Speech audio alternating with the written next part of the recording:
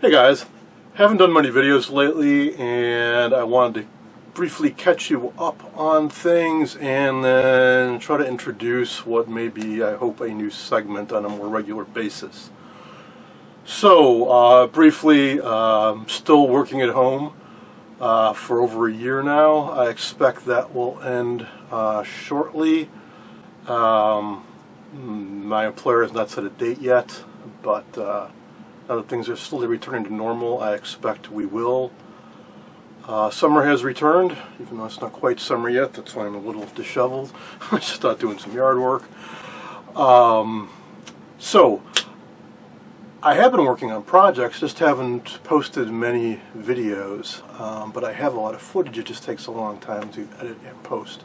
So what you see right next to me here is the GE800. It's a very, very, very long time in the making, but it's almost done. Fingers crossed. I got a lot of footage to edit down on that. You'll see what I mean all in good time. But that's part of the reason why I haven't done many videos. Is this was a troublemaker, to put it mildly. So I got to get this done, and I got to get an Admiral done. Those clients have been waiting very, very, very patiently. I want to get those done. Type up another few loose ends. Then get back to doing projects more regularly. Also, you may have seen me post a bunch of photos. I have acquired some things. I've poked around with some other things, but I've been trying really hard to avoid what I've done in the past, which is to show you a cool new find, a new discovery, maybe explore it briefly, and then you don't see it again for years. I really want to stick to starting a project and seeing it through to the end, which sometimes can take a long time because I need to find obscure parts, collect some information, and fit it in between in my life as well. Between work and family, of course, always comes first, and the doggies and the house falling apart and all that good stuff. Speaking of which, the porch, never did the second part of doing the new porch steps. They got done in a manner of speaking. There's been a crazy lumber shortage, which is still going on. If anything, it may have gotten a little worse, and prices have skyrocketed. I did finish it with what I had. Some of it's not up to code, some of it's not the way we wanted it to be, but we had to work with what we had, and winter, or at least the colder weather was coming, we had to get it done. I do intend to go back and redo portions of it, at which point I may resurrect some of the footage and finish it off. But I just wanted to let you know, I did finish the steps. They are functional, they are solid, just not quite the way we had originally envisioned. So, new segment. Ages ago, I did some videos called Restoration Tips. I kind of stopped doing that, mainly because I realized I was maybe getting a little bit in over my head, and then I wasn't quite as knowledgeable as I thought I was at the time as I learned more. It's like the more you learn, the more you realize there is to learn, or the more you know, the more you realize how much you don't know. So I actually thought about taking some of those down because I've learned better techniques, or some of the things I said weren't entirely accurate and so on. So I'm not going to resurrect those, but sometimes there's just kind of weird coincidences or stream of consciousness, whatever. So I'll just get to it. Somebody asked me a question just out of the blue a few weeks ago, in response to, I think, the last video on this GE800, which is, can high voltage tubes short? And I think can damper tubes short? And I just answered, yeah, they can. It doesn't happen often, and then I kind of forgot about it. Until I got a stash of tubes recently. And I've gotten a few stashes of tubes recently. So I've been more in touch with our local antique radio club. And, well, it's one of the pluses about TV restoration is there aren't that many people into it. And there's a lot of tubes that are only for TVs. And the radio guys tend to end up with, like, barrels of them that they have no use for, and typically they just give them away, throw them away, use them for target practice, whatever. Some notable exceptions, audiophile crossovers, or homebrew amps and so on. But anyways, so some of the last 3, 4, 5 expeditions I've gone on, I've come back with like a box of random loose tubes. it's gotten to the point where I got to start sorting through them all. And well, in one of them were a bunch of high voltage tubes, and it got me remembering about that question. And I came across some that were a little different. And I'd noticed that ages ago, and I forgot about it. I'm like, wait a minute, why do these tubes exist, and what's different about them? So I did a little research, and I have an answer for you. So that's going to be the new segment. Don't have a name for it, but knowledge nuggets. Basically little, maybe obscure facts, maybe interesting facts, maybe useful facts that I've stumbled across that I'd like to kind of immortalize so they don't get forgotten again.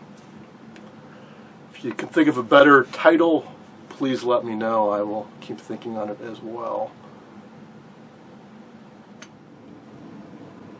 Something else I stumbled across recently was a series of YouTube videos showing old physics lecturers, or maybe it was a TV series, I think from the 50s, 60s in Australia, showing a very charismatic, enthusiastic physicist,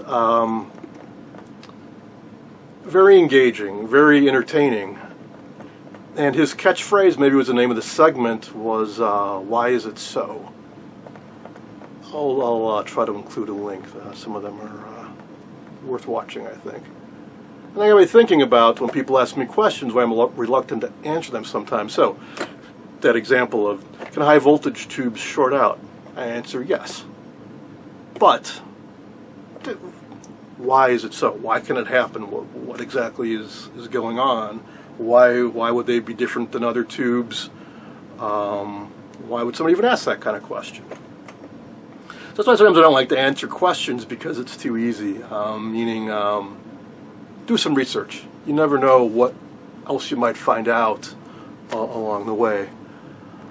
So that's what happened with me. So, as I mentioned, I've gotten stashes of tubes.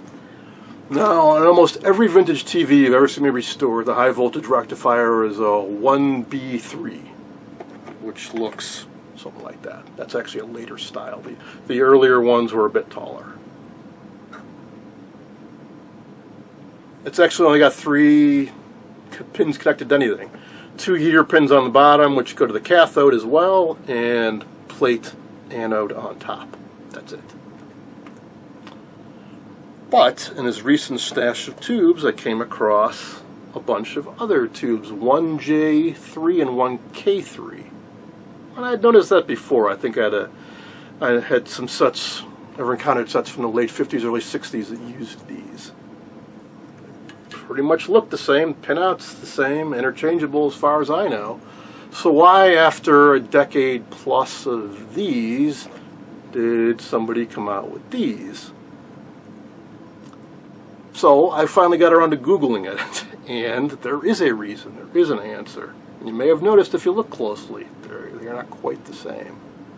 But I found out some other things while researching it too, like why is the filament only 1 volt nominal? It might be 1.5 volts, I don't remember the exact spec. Whereas most tubes are 6.3 volts or 12.6 or higher. Well, as you may know, since the heater is going directly to the cathode, it's at a really high potential compared to other voltages in the set. It's got to be isolated. So where do they get that voltage from? They wrap a loop of wire around the core of the flyback transformer. And they need to use high voltage wire, which has thick insulation. Well, if you're only going to do 1 loop, you're only going to get about 1 volt. If you wanted 6 volts, you got to put 6 turns of really thick wire. It probably not going to be enough room on the core to accommodate that.